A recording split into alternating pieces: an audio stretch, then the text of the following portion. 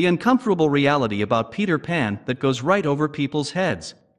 There are few tales that capture the spirit of childlike wonder and imagination as well as Peter Pan. Originally penned as a play by author J.M. Barrie and later adapted into the 1911 novel Peter and Wendy, this story is iconic in every sense of the word.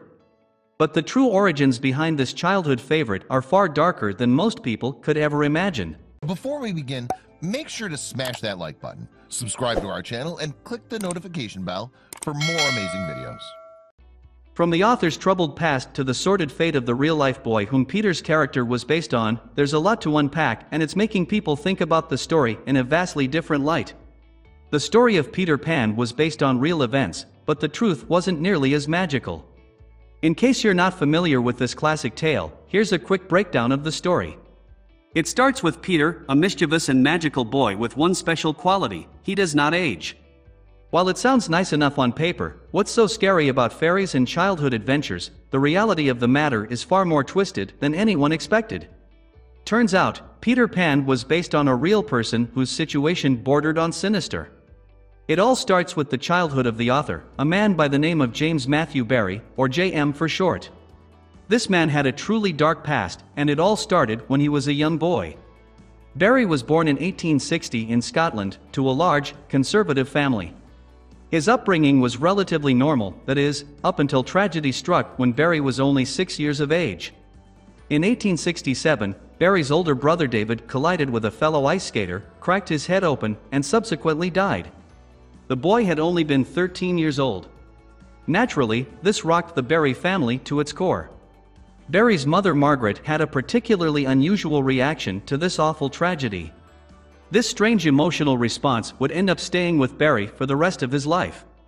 Margaret, understandably, was devastated by the shocking loss of her favorite son. But she had another set of feelings related to the incident. She took comfort in the idea that David would forever be a child, and would never grow up or leave her. Eventually, Barrie would move out of his childhood home and find love in the form of his wife, Mary Ansell. However, this marriage would prove to be an irregular one for one reason in particular. While Barrie and Ansell were married for 15 years, they never actually consummated their marriage. Barrie himself admitted this openly in letters, and it seemed that for him this was a huge failing. This complicated relationship with sexuality would haunt the author throughout his entire life, but to truly understand the controversy surrounding it, we must go back to a sunny afternoon in Kensington Gardens. There, 30-year-old Barrie was taking a leisurely stroll through the picturesque grounds when he ran into two young boys walking with their nanny.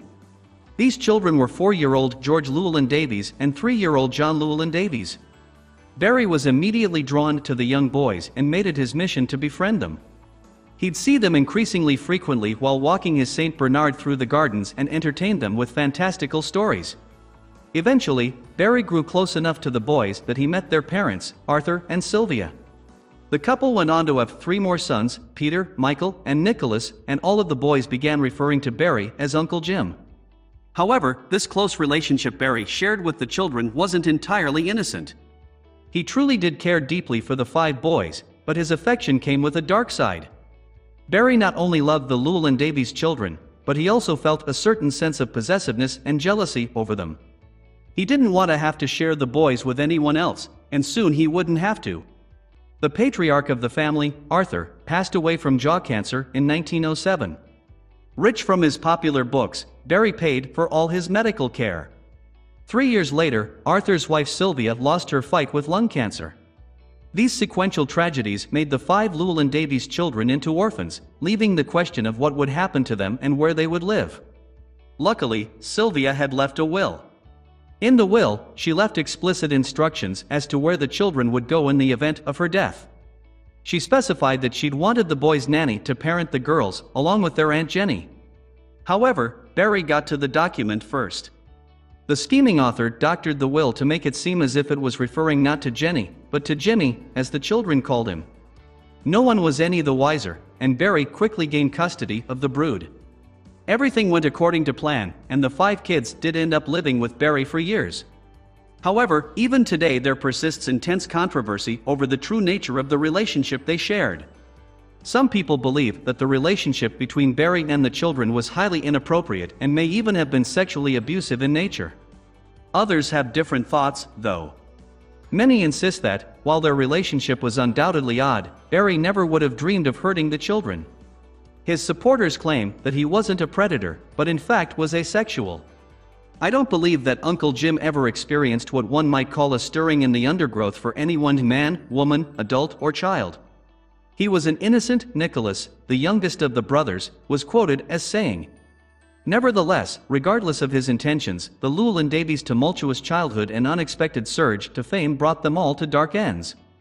The first one to meet his demise would be the oldest, George. George passed away at the young age of 21, having been killed in combat in 1915 in the midst of fighting World War I. Less than a decade later, his younger brother Michael would suffer a fate equally as tragic.